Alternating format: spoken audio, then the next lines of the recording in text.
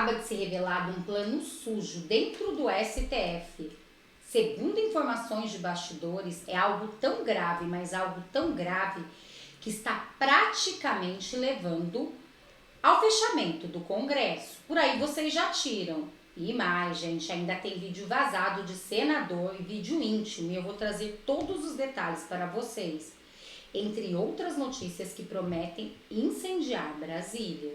Van Hatten, né? A gente começa o programa então entrevistando o deputado, a gente vai falar de mais um ataque do STF contra a imunidade parlamentar.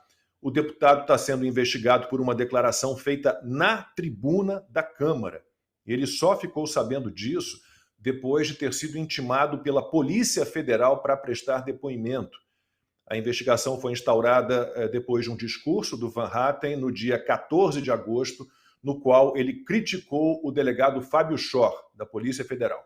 Todos eles divulgaram a foto de mais um abusador de autoridade da Polícia Federal. Esse aqui, Fábio Álvares Schor, que fez vários relatórios absolutamente fraudulentos contra pessoas inocentes, inclusive contra Felipe Martins. E agora, mais abuso de autoridade, indo atrás de uma adolescente de 16 anos e pedindo, e Moraes aceitando, que é pior, a prisão da sua mãe, caso ela use redes sociais, e acusando todos esses que hoje estão perseguidos de corrupção de menores. Obrigado. Faço só mais um adendo, senhor presidente, eu faço questão aqui de dizer. Depois de eu fazer esse pronunciamento, se algo acontecer comigo, todos aqui já sabem o motivo. Porque atrás de todos os outros foram ao postar essa foto. Está registrado. Essa parte final é profética, né? Quando soube da investigação, o deputado voltou à tribuna para denunciar o caso. Na sexta-feira, não a passada, a anterior, fui surpreendido pelos meus assessores ao dizerem que na caixa de entrada do meu e-mail parlamentar havia uma intimação da Polícia Federal. Primeiro, método completamente heterodoxo, para não dizer ilegal. Uma caixa de entrada acessível aos assessores todos, uma intimação da Polícia Federal, deputada Paula Belmonte, para prestar depoimento sobre algo que eu nem sabia o que poderia ser, porque não havia mais informações. Apenas ainda a oferta de datas pré-estipuladas, deputada Bia Kicis, com alguns horários, sem chance de que eu escolhesse outros horários, porque se não respondesse aos e-mails ou não desse por uma daquelas opções como a minha preferida, seria me resguardado o direito constitucional ao silêncio. Aí eu entendi que estava sendo investigada, mas pelo quê? Constituí advogado. Pedi que fosse solicitado um inquérito. E, senhor presidente, qual não foi a minha surpresa? Ou melhor, de fato, talvez não deveria estar surpreso, ao ver que eu estava, a partir daquele momento, intimado, de uma forma completamente equivocada, é verdade, a prestar esclarecimento sobre uma investigação que corre contra mim no Supremo Tribunal Federal, em virtude de uma fala minha na tribuna da Câmara dos Deputados. Deputado, eu começo perguntando ao senhor, dos seus colegas de Câmara, né, quem se manifestou ao seu favor, quem conseguiu entender a gravidade de algo assim, quem entendeu que isso não é um ataque apenas ao senhor, mas um ataque ao Congresso Nacional e à democracia brasileira?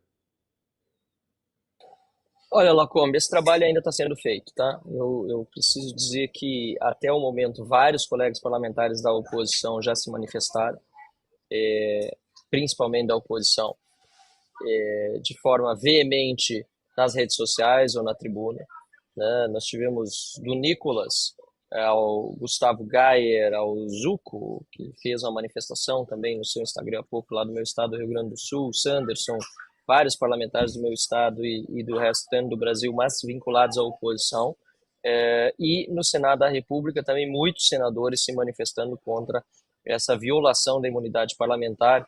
Eu vou ser injusto até se eu esquecer de algum, porque foram realmente muitos, mas faço especial menção ao senador Rogério Marinho, que é o líder da oposição, que retoma o seu mandato, está licenciado agora na segunda-feira, e que já está trabalhando, inclusive, junto aos demais líderes partidários para uma reação forte do Congresso Nacional. Eu entendo que a reação deveria já ter sido maior, afinal de contas, essa agressão é muito forte, mas nós sabemos que há dois problemas nesse momento a serem enfrentados. O primeiro, que nós estamos em pleno período eleitoral, então as disputas do segundo turno acabam distraindo o cenário político. Tem colega que até agora nem está sabendo do que aconteceu, né, porque não está em Brasília, não tem, apesar das redes sociais tratarem do tema, nós sabemos que há informações que levam algum tempo até chegar nos parlamentares, ainda mais aqueles que estão em campanha. E, em segundo lugar, porque tem muito parlamentar hoje no Brasil, infelizmente, que já não dá tanto valor mais à tribuna, porque o serviço parlamentar foi deixado em segundo plano para dar preferência para as emendas parlamentares e outras formas, né, de práticas mais fisiológicas e não aquelas que são da finalidade do parlamento. E depois, claro, tem a turma da esquerda que, infelizmente, não tem compromisso com democracia, com imunidade parlamentar, com nada disso, que pode logo ali também ser vítima disso tudo, mas porque são beneficiados, preferem se omitir. Então, a participação do parlamento nesse momento, ela foi relevante no que diz respeito à oposição. Nunca recebi tanta manifestação de apoio e de solidariedade, né? Mas, obviamente, que ainda precisa avançar, principalmente sobre os atores mais relevantes, líderes partidários, presidente da Câmara, presidente do Senado e assim por diante. Do presidente Arthur Lira, eu ainda não vi uma manifestação pública a respeito desse assunto, eu espero que ele o faça, mas ele, de fato, no momento em que liguei para ele, até registrei isso na tribuna, para falar desse processo aberto contra mim, ou melhor, dessa instauração de inquérito, pode virar um processo contra mim, ele disse imediatamente que isso não poderia acontecer e que a Procuradoria da Câmara estaria à minha disposição para a defesa ou para ajudar na defesa se eu já tivesse constituído advogado, para que essa agressão não se consolidasse. Então, tem muito ainda trabalho pela frente, agora esse segundo turno tem mais uma semana, mas também é um processo que pode levar algum tempo e a gente vai ter que ir angariando os apoios necessários para vencê-lo também politicamente, não só juridicamente. Constantino. Pois é, deputado, como o senhor mencionou aí, eu prestei solidariedade imediatamente quando vi, é uma coisa assustadora. E a pergunta que eu vou fazer é a seguinte: bom, na imprensa também a gente vê um relativo silêncio em relação à gravidade disso. Rasgar o artigo 53 da Constituição uma vez mais, e acho que muita gente aprendeu a lição lá com a história do Daniel Silveira. A Câmara, né, fez um papelão ali. Então deveria estar mais unida em defender a sua garantia constitucional. Na imprensa, muita gente também em silêncio. Faço aqui a ressalva, a exceção honrosa do Guzzo, né, que escreveu um texto muito duro. O STF está demolindo a ordem democrática. O deputado Van Hatten, como seus 512 colegas da Câmara, não pode ser chamado à Polícia Federal. Ainda mais, né, para um depoimento, para um inquérito em relação ao que foi dito na tribuna. Esse deputado Fábio Schott, todo mundo conhece, foi o que tomou meu depoimento também. A minha oitiva foi ele que comandou, né? E eu já revelei aqui a colar, porque anda sob segredo de justiça, o quão patética e constrangedora foi o inquérito, né? A pergunta que ele fazia para mim, né? A natureza das perguntas. Um negócio realmente ridículo. Foi também o incumbido de ir atrás daqueles grandes empresários de um grupo de WhatsApp que eu fazia parte, e um deles por ter mandado um joinha. Então, é essa mesma figura cujo nome se repete, e todo mundo sabe que o Alexandre de Moraes tinha ali uma certa influência sobre ele, né? Aí a pergunta que eu vou te fazer é exatamente essa. Não foi o Alexandre de Moraes. E muita gente automaticamente já falou, lá vem o Xande de novo, quem vai parar o Xande? Eu quero trazer à luz isso porque talvez mostre a gravidade da situação. A porteira já foi tão escancarada que outros com o mesmo mindset, a mesma mentalidade totalitária, né, tucanopetista, estão se sentindo à vontade, já que não tem nenhuma punição, não tem impeachment, o Alexandre de Moraes, com tudo que já fez, continua blindado, por que não começarem outros a fazer, né? Então, dessa vez foi o Flávio Dino, o comunista da corte, né? Assim, inclusive, dito pelo próprio Lula, que com muito orgulho colocou o comunista lá dentro. Então, isso aumenta talvez a gravidade, mostra que o Alexandre de Moraes não é um problema isolado, que ele não age sozinho. No mais, o senhor é do Partido Novo, não é um bolsonarista, ninguém pode colocar esse rótulo no senhor, inclusive muitos bolsonaristas vivem criticando sua postura, muitas vezes, por ser liberal, por ser independente, por fazer críticas pontuais ao Bolsonaro. Então, o resumo da ópera é, não é Alexandre de Moraes indo atrás de mais um bolsonarista, é o Flávio Dino indo atrás de um liberal. Então, onde é que isso vai parar, deputado? Qual é a gravidade disso, uma vez que, de novo, amanhã qualquer outro ministro da Corte pode ir atrás de qualquer outro parlamentar, ignorando a proteção do artigo 53 e tentando, de alguma forma, intimidar, calar, porque esse é o objetivo, sem dúvida. Excelente, Constantino, e você abordou 2 pontos sim, fundamentais nessa discussão, Thor. E o primeiro é sobre a denúncia que eu fiz. Na verdade, o que eu fiz na tribuna foi exercer o meu mandato parlamentar e denunciar um delegado da Polícia Federal, porque eu entendo, e assim eu falei na tribuna da Câmara dos Deputados, que ele está extrapolando das suas funções e abusando de autoridade, e como deputado federal eu tenho todo o direito, aliás, eu tenho o dever de fazer essa denúncia. Por isso que se dá imunidade parlamentar. E no lugar de investigarem a denúncia que eu fiz, em vez de a Polícia Federal avaliar o que eu levei à tribuna e tentar entender se realmente era dessa forma, o chefe de gabinete do diretor-geral da Polícia Federal foi quem fez a notícia de fato contra mim. E depois de um trâmite interno que acabou contando com a participação de 9 delegados da Polícia Federal e 5 agentes, esse policial, Fábio Alvarez Shore, anuiu, ou seja, concordou em representar contra mim. Então, quer dizer, em vez de investigarem que eu estava denunciando, quem fez o discurso, quem fez a denúncia, passa a ser o investigador. Então é muito importante essa tua observação inicial, porque Fábio Alvarez Shore, na verdade, está fazendo ao longo de todos esses anos em que está servindo ao ditador, ao Alexandre de Moraes, está fazendo esse trabalho sujo, inclusive com esses relatórios mal ajambrados, para dizer o mínimo, como o do Felipe Martins, que manteve ele preso durante 6 meses. Foi por conta desse relatório do Fábio Alvarez Shore que o Felipe Martins ficou preso 6 meses. Se tiver um motivo para ele ficar preso 6 meses, foi esse. E, aliás, vai ter problema ainda com os Estados Unidos, porque esse assunto não está elucidado, não está esclarecido. Como é que Felipe Martins teve a sua entrada nos Estados Unidos fraudada por autoridades americanas do CBP de Orlando? Esse é um outro capítulo que ainda vai ter de ser esclarecido, e a eventual participação de agentes nacionais nisso acaba mostrando que, se confirmada for, né, uma participação de agentes ou de delegados, ou quem quer que seja, né, vinculada à Polícia Federal ou à investigação com esse tipo de crime em outro país, a situação vai piorar ainda mais. Então, esse é um ponto, né? O outro ponto foi o que você trouxe sobre a participação do Flávio Dino.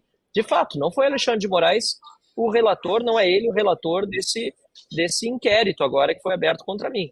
É Flávio Dino, que já tem dado manifestações há algum tempo dizendo que a imunidade parlamentar ela é relativa e que os parlamentares poderiam responder eventualmente por crimes contra a honra, como é o caso desse inquérito, pois estão me acusando de ter feito um crime contra a honra do policial. Mais um parênteses aqui que é importante. Eu jamais ataquei pessoalmente esse policial. Eu falei da atuação profissional dele. Então, ainda que como cidadão eu dissesse isso, não se enquadraria como crime contra a honra desse policial. Nem muito menos como denunciação caluniosa, que é outro dos tipos penais que o Flávio Dino agora está tentando me enquadrar. Então, é importante mostrar, sim, que essa mentalidade autoritária, totalitária, só podia vir mesmo de alguém que é comunista, porque o Lula disse que finalmente temos um comunista no Supremo Tribunal Federal. Porque no comunismo não se admitem mesmo outras opiniões. Qualquer país comunista, Coreia do Norte, Cuba, China, né, ex-União Soviética, não permitem outros partidos a não ser o partido do governo, o Partido Comunista. Qualquer outro partido é retirado do campo político. Não existe mais democracia. E é isso que Flávio Dino quer.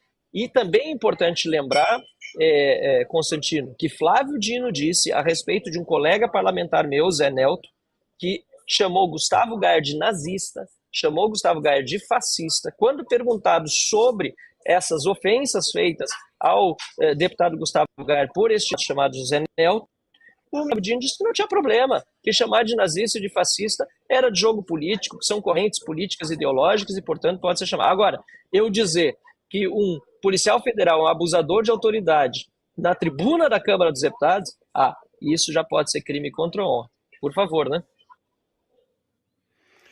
Luiz, seu comentário e sua pergunta para o deputado Marcel Van Hatten. Boa noite, Marcel Van Hatten.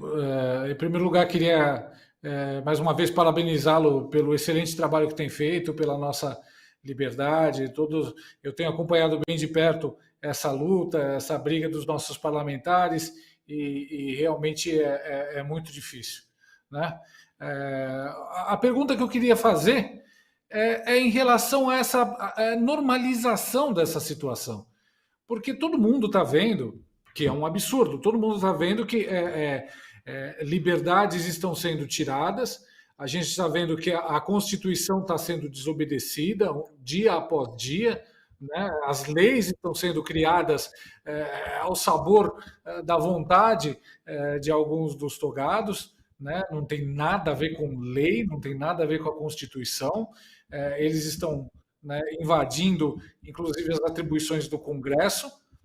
Então, o que nós temos visto é um Congresso que está sendo cada vez mais enfraquecido, tendo a sua força minada. Quando não minada, a gente vê alguns parlamentares sendo praticamente comprados, porque é isso que acontece com as emendas PIX, né? Até uma observação que eu acho que é bem perspicaz. Alguém disse um dia que o Lula ele não consegue governar sem comprar o Congresso. Antes era um mensalão e agora nós estamos vendo isso, né? Agora é a primeira vez em que o Lula está governando com uma oposição de verdade, uma oposição forte, uma oposição numerosa, né? Com parlamentares envolvidos, engajados, né? E ele governa agora com as emendas PIX, né? Ele praticamente compra uma parte do Congresso. Então, quais as perspectivas que você vê, que o senhor vê, do futuro dessa luta pela liberdade, da libertação do Brasil, tendo, por um lado, uma parte do Congresso comprada. Por outro lado, outra parte do Congresso concordando, né? O pessoal de esquerda concordando não só com os abusos do judiciário, mas também concordando com a perda do próprio poder. A gente vê o Lindbergh Farias, né, reclamando naquela reunião da CCJ sobre a perda de poderes do STF, que o STF não iria aceitar isso. Quer dizer, é estranho ver um parlamentar contra, né, o equilíbrio dos poderes, né, e a volta da relevância do Congresso. Então, como é que lutar por isso e quais as perspectivas que o senhor vê? Se o senhor tem algum tipo de otimismo, alguma esperança, sendo que dentro do próprio Congresso há um grupo que já está comprado, há um outro grupo que concorda com o abuso de autoridade, concorda com a perseguição aos colegas parlamentares, parece não enxergar que esse tipo de perseguição vai chegar até eles em um momento ou outro. Como é que o senhor lida com isso, com essa normalização? Um lado político do Brasil, inclusive o lado mais numeroso, ele está sendo perseguido, ele está sendo calado, censurado, enquanto os seus próprios colegas, muitos se calam e até ajudam a sabotar o próprio Congresso. Há alguma esperança ao ver esse cenário terrível, né, que não é só o Executivo e o Judiciário que estão minando a democracia no Brasil, mas também os próprios colegas do Legislativo, isso sem falar nem no Pacheco, né, no presidente do Senado, que também engaveta tudo e não mexe nada, nem um dedo. Como é que o senhor vê isso? Quais as perspectivas que o senhor vê para a gente ultrapassar essa fase terrível? Olha, Luiz, bom, primeiro, satisfação estar falando contigo, parabéns aí, teu trabalho tem repercutido muito. E é muito importante também para ajudar a chegar nas pessoas de uma forma diferente, né? Porque a gente tenta, cada um tenta da sua forma, e acho importante a gente estourar a bolha, né? Isso é uma das coisas fundamentais para melhorar a cultura política do cidadão. Nós temos ainda e não é só na questão do legislativo, nós temos uma cultura muito autoritária e muito de curto prazo no Brasil. Nós não temos tanto essa cultura democrática de base, como a gente vê em tantos outros países, como nos Estados Unidos mesmo, né, onde estão o Constantino, Macomb, né, onde, enfim, existe muito mais aquela cultura da associação de bairro, dos conselhos municipais, assim por diante. Então, nós estamos muito acostumados como povo, né, a seguir ordens, e isso é muito ruim, porque a Constituição ou a lei, qualquer uma das duas, mas principalmente a Constituição, ela justamente existe para que o governo seja de leis e não de homens, né? Seja daquilo que está escrito depois de uma convenção de indivíduos, né, que decidem, ó, até aqui você pode ir, a partir daqui virou crime, virou um excesso, né? E aí eu volto à observação que o Constantino fez, que você complementou, sobre o fato de que o artigo 53 já vem sendo abusado há muito tempo. Isso é verdade. Eu defendo a liberdade irrestrita do parlamentar. Ele precisa ter imunidade para falar não só na tribuna ou só dentro do Congresso, mas em qualquer lugar, nas redes sociais, onde quiser, até porque o parlamentar, ele não trabalha só em Brasília, ele representa uma população, por exemplo, no seu estado ou em município e região. Agora, a liberdade, dizia Hayek, né? Ela não se perde uma vez, ela vai sendo perdida assim como se fatia um salame, né? Pouco a pouco. E agora, nesse caso que me atinge, chegou-se no fim da linha, eu diria. Esse é o último ponto da liberdade e imunidade parlamentar. Se passar desta linha, né, dentro da Câmara, usando a tribuna parlamentar, um juiz entende que eu não tenho imunidade para fazer a denúncia que eu quiser, aí é o fim da linha da democracia, da Constituição. Não tem outra coisa mais que eles possam fazer contra os parlamentares sob o ponto de vista do fechamento mesmo efetivo do Congresso Nacional. É muito grave isso, é muito grave. E, de novo, eu não estou diminuindo a importância das agressões anteriores. É um absurdo nós continuarmos tendo um Daniel Silveira preso por palavras ditas num vídeo, por um processo absolutamente errado, kafkiano, ilegal, inconstitucional. É um absurdo. Nós vemos o Nicolas Ferreira agora sofrendo uma investigação também, porque ele falou nos Estados Unidos, chamou o Lula de ladrão num evento da ONU, também em missão oficial, ou seja, protegido sob o manto da imunidade parlamentar, e mesmo que não estivesse em missão oficial, na minha opinião, ele poderia dizer. Agora, quando chega ao ponto de na tribuna o deputado não está mais protegido, acabou. Por que existe tribuna? Para que nós elegemos deputados para Brasília? É só para fazer negociata? É só para fazer esse tipo, que aliás eu jamais vou entrar em negociata, mas é o que infelizmente muitos fazem, para dar apoio para o governo? E aí entra essa discussão toda que você está fazendo, né, sobre como a gente cumpre com isso no parlamento. É difícil. Bem, Ludmila Grilo falando aqui. Eu estou passando para avisar que eu hoje estou voltando ao X com a conta Ludmila Grilo 11. Eu estou fazendo esse vídeo para vocês saberem que essa conta é legítima, tá bom? Então vocês podem seguir, que a conta é verdadeira. E vocês acharam o que disse Marcel Van Hatten? Vocês sabiam que estava acontecendo tudo isso por trás dos bastidores do STF? Mas tem mais coisa acontecendo que vai deixar vocês chocados, tanto no Senado quanto no STF, que eu vou trazer agora para vocês. 3 vídeos íntimos do senador Jorge Cajuru vazaram nas redes sociais, gerando grande repercussão, especialmente no X. As imagens mostram política em momento de intimidade com uma mulher, e rapidamente esses vídeos se espalharam pela internet. Vale destacar que o registro e a divulgação de imagens íntimas sem o consentimento dos envolvidos são considerados crimes desde 2018. Isso conforme prevê a legislação. Em entrevista ao portal G1, Cajuru confirmou a veracidade dos vídeos e reconheceu que é ele quem apareceu nas imagens. Segundo o senador, os registros são de março de 2007, período em que ele morava com a mulher envolvida. Cajuru lamentou profundamente o vazamento, principalmente porque a mulher em questão está casada atualmente. E agora, olhem esta notícia que tem deixado os ministros do STF em pânico. Senador protocola PEC para tirar ministros do STF e do TSE. Proposta quer que 4 das 7 cadeiras no Tribunal Superior Eleitoral sejam ocupadas por indicados pelo Congresso. O senador Márcio Bittar, do União Brasil, apresentou uma PEC, a proposta de emenda à Constituição, para retirar do STF o poder das 5 para 7 vagas do TSE. Atualmente, o STF tem 3 vagas diretas e o direito de indicar mais 2 nomes para a Corte Eleitoral. No lugar, o projeto poderia dar para o Congresso de escolher 4 das 7 vagas de ministros, 2 para a Câmara e 2 para o Senado. Ou seja, os congressistas seriam os responsáveis por determinar a maioria da composição do TSE, que julga causas eleitorais, muitas vezes envolvendo os próprios políticos. Vale lembrar como era o ministro Alexandre de Moraes, presidente do TSE, né? Tanto que ele fez com a política de direita para prejudicar, principalmente nas épocas das eleições, Jair Messias Bolsonaro.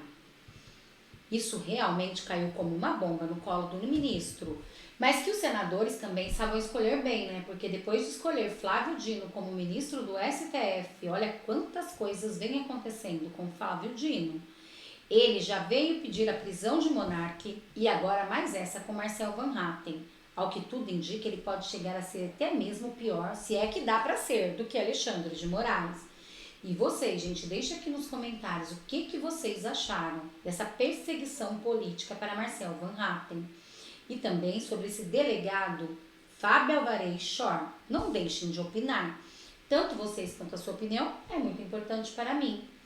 Muito obrigada a todos vocês. Eu quero desejar uma semana muito mais que abençoada. Notícias Top vai ficando por aqui. Até nosso próximo vídeo.